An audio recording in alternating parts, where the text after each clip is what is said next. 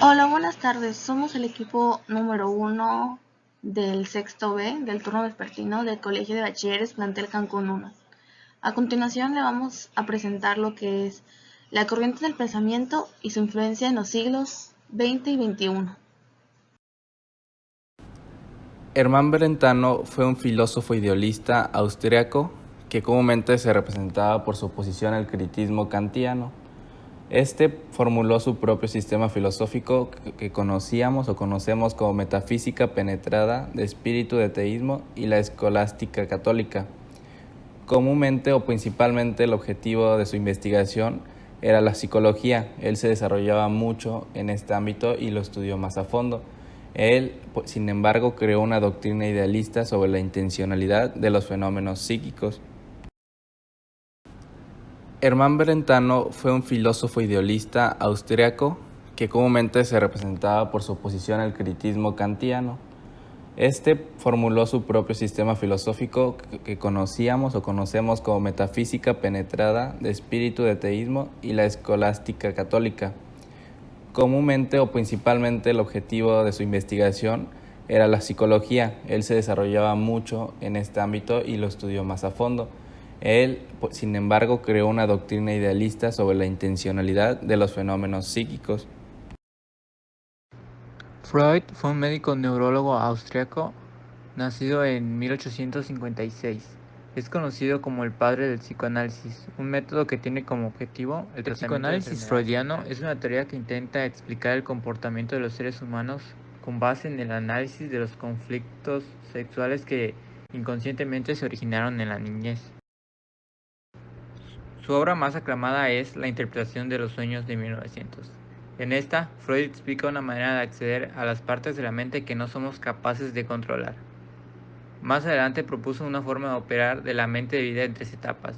Ello, que es el motor del pensamiento y comportamiento de nuestros deseos más primitivos, el superyo, que representa los pensamientos morales y éticos, y el yo, que permanece entre nuestras necesidades primitivas y nuestras creencias éticas y morales. Carl Gustav Jung fue un médico, psiquiatra, psicólogo y ensayista suizo, figura clave para la etapa inicial de la psicoanálisis. Posteriormente, fue un fundador de la Escuela de la Psicología Analítica, también llamada Psicología de los Complejos y Psicología Profunda. A menudo lo relacionan con Sigmund Freud, de quien fue un colaborador en sus comienzos. Jung fue un pionero en la psicología profunda y uno de los estudiosos de esta disciplina más ampliamente leídos en el siglo XX. Su abordaje teórico y clínico enfatizó la conexión funcional entre la estructura del psique y de sus productos, es decir, sus manifestaciones culturales. Esto lo suscitó a incorporar en sus metodologías nociones procedentes de la antropología, la alquimia, la interpretación de sueños, el arte, la mitología y la religión y la filosofía. Sus ideales. Como punto número tenemos la división del psique. Antes de que se hiciera mundialmente famoso las ideas de Jung, el psique era un concepto abstracto que muchos asociaban con el alma humana y con otros procesos de la mente. Precisamente, Jung avaló la teoría de que se trataba de los procesos mentales, pero fue mucho más allá y creó una teoría de la personalidad basándose en este elemento. Para hacerlo, dividió el psique en tres partes fundamentales. En cuanto al yo, determinó que se trataba de la mente consciente, mientras que el inconsciente personal lo calificó como todo aquello que no está en nuestra conciencia, pero en algún momento pudiera estarlo.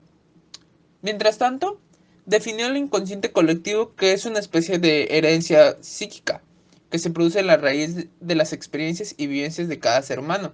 Así, Jung estableció que la personalidad humana es el resultado de todos los procesos mentales naturales del individuo, como de factores externos y de la característica de las vivencias de cada. Como punto número 2 tenemos los arquetipos. Para Jung, todo el ser humano tiene un número fijo de arquetipos que podría listar y memorizar, y que determinan su lógica de pensar y de desenvolverse. Entre ellos, destacan los familiares como el padre y la madre. También resaltó que constantemente el rol de los arquetipos sociales en el comportamiento de las personas. Algunos de ellos son el clásico héroe y doncella. Jung también calificaba a Dios como un arquetipo, sin profundizar en temas religiosos o teológicos, al considerarlo como una figura que provee al ser humano significado y propósito de las funciones de la personalidad. De acuerdo a las teorías de Jung, existen diferentes funciones que determinan la personalidad. más allá de los arquetipos y del psique. Entre estos encontramos las sensaciones, que se definen como la acción de obtener información a través de los sentidos, así como el pensamiento, que es la evaluación de ideas de manera racional. Otra función importante es la intuición, que es una forma de percepción que opera fuera de nuestros procesos conscientes de la mente del individuo.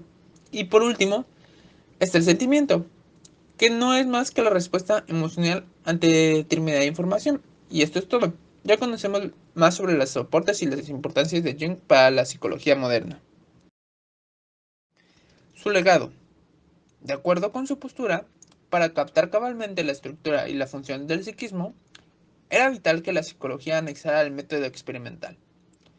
Sin embargo, para Jung, lo inconsciente per se es, por definición, incognoscible.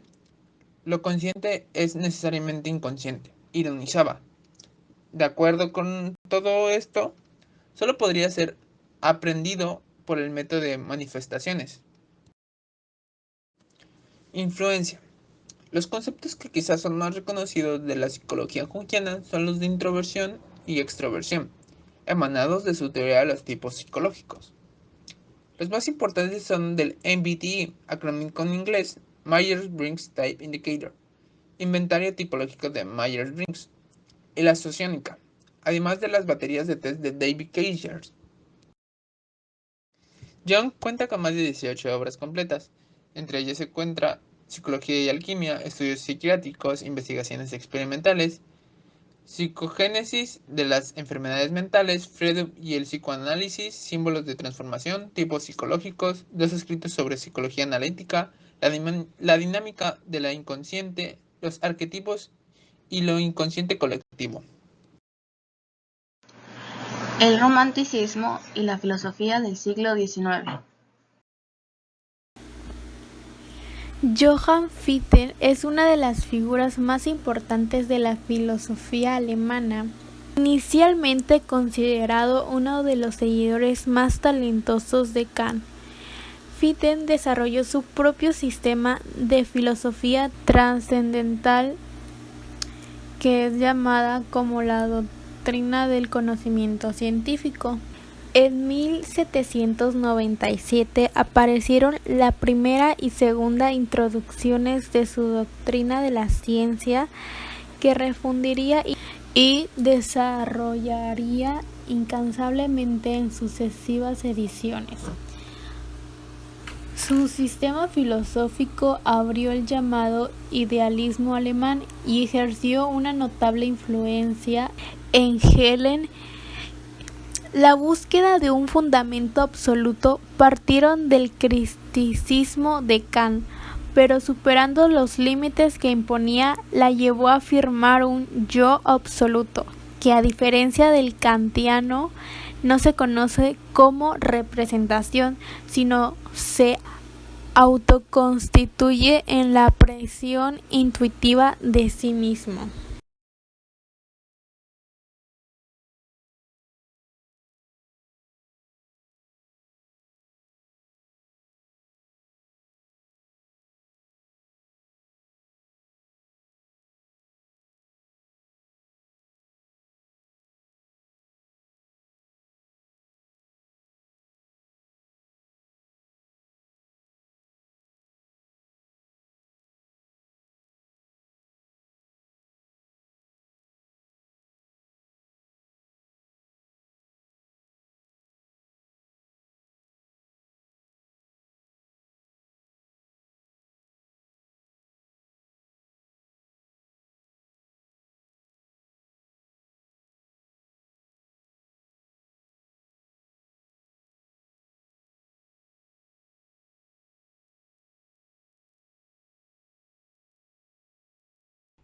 Friedrich Schelling nació el 27 de enero de 1775 y murió el 20 de agosto de 1854.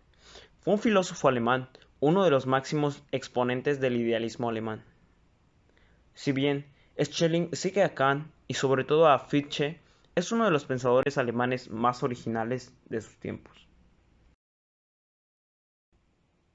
Schelling fue uno de los representantes del idealismo clásico alemán En la filosofía de la naturaleza, Schelling se propuso la tarea de conocer el espíritu absoluto o infinito, que es el fundamento de la naturaleza empírica y visible. La filosofía de la naturaleza de Schelling llevaba consigo una interpretación idealista de los grandes descubrimientos realizados en su época, en los dominios del magnetismo y de la electricidad. Así, el descubrimiento de la electricidad positiva y negativa le sugirió la idea de la dualidad universal, de la unidad de los contrarios constitutivos de la esencia espiritual de todos los procesos naturales. El principal problema de la doctrina de Schelling pasa a ser la idea de la identidad entre el objeto y el sujeto, y se proclama como máxima ley de la identidad de la razón única consigo misma. Schelling trató de aplicar la idea del devenir a la historia humana considerada como la preparación, la aparición y el florecimiento de un régimen derecho, identificando con la sociedad burguesa idealizada, condenando al feudalismo. Escribía: el espectáculo más indigno y más escandaloso que se pueda contemplar es el de un régimen donde domina no la ley, sino la arbitrariedad del legislador y el despotismo. La principal obra de Schelling se titula Sistema del idealismo trascendental. Hablaré sobre el filósofo Auguste Comte, quien nació el 19 de enero de 1798 en Montpellier, Primera República Francesa, y falleció el 5 de septiembre de 1857 a los 59 años en París. Fue un filósofo francés considerado el creador del positivismo y de la sociología. Creó la palabra altruismo en función de lo cual vivió. Dio clases gratis de astronomía y escribió una enciclopedia de varios tomos. La filosofía de Comte. La filosofía positivista de Comte sostiene la idea de que para llegar a comprender realmente la sociedad, los únicos datos válidos provienen de los sentidos y del análisis lógico de esos datos. La sociedad, asegura, actúa según las leyes, al igual que el mundo físico de las ciencias naturales. Lo positivo tiene como característica el ser útil, cierto, preciso, constructivo y relativo, en el sentido de no aceptar ningún determinismo absoluto a priori. En fin, lo que busca la filosofía positiva de Augusto Comte es una organización social, política y económica en el contexto de la Revolución Industrial y Francesa. La ley de los tres estadios, núcleo de la filosofía comtiana. La doctrina de Comte concentra toda su fuerza en la ley de los tres estadios del pensamiento, formulada ya en las obras de juventud. Él mismo consideraba que su descubrimiento más importante era esta ley fundamental del progreso científico, cultural y social, que describe también la evolución del pensamiento humano individual. La ley de los tres estadios se divide en tres partes: el teológico, el metafísico y el positivo. El estadio teológico es en donde el hombre primitivo se representó los fenómenos como producidos por la acción directa y continuada de agentes sobrenaturales, cuya intervención arbitraria explicará todas las aparentes anomalías del universo.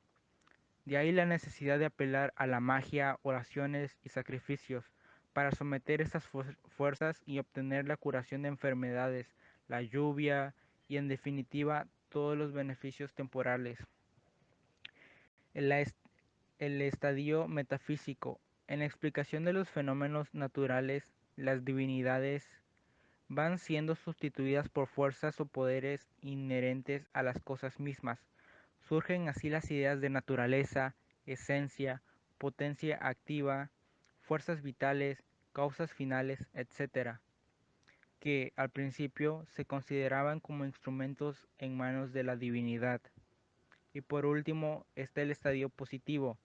Finalmente, con el progreso de las ciencias, se supera la explicación metafísica y adviene el estado positivo, en el que la humanidad alcanza la madurez de pensamiento. El hombre renuncia a buscar causas últimas y explicaciones de los fenómenos en algo que está más allá de la experiencia. voluntades divinas misteriosas o abstracciones metafísicas. En esta etapa se atiene a los hechos y trata de formular leyes que los coordinan por medio de la observación, de la experimentación y del razonamiento matemático. Concepción positivista de la ciencia y clasificación de los saberes. Según Comte, el método científico se caracteriza por prescindir de la búsqueda de causas reales. Las ciencias se limitan a establecer relaciones entre los fenómenos observables. De ahí el calificativo de su filosofía como positivista, puesto que prohíbe que la ciencia traspase el ámbito de los datos, de lo positivamente dado en la experiencia. Para Comte, no hay más conocimiento que el conocimiento científico positivo, y como las clasificaciones del saber vigentes en su época tenían un fundamento teológico metafísico, él propone otra que responda al estadio positivo, en la que obviamente no incluirá los saberes que pretendan ir más allá de los hechos y de su coordinación a través de una ley metafísica teológica. Entre las obras destacadas de Comte tenemos 5. La primera es el curso de filosofía positiva, el cual tiene 6 volúmenes y se escribió del año 1830 a 1842, en donde trata de responder a los avances de la ciencia, planteando que ésta sirviera para mejorar no solo la suma del conocimiento humano, sino también la sociedad en su totalidad. La segunda obra es el Discurso sobre el espíritu positivo, de 1844, en donde encierra lo principal del pensamiento de Comte. La tercera obra es el System de Politique Positive, el cual tiene 4 volúmenes y se escribió entre los años 1851 a 1854.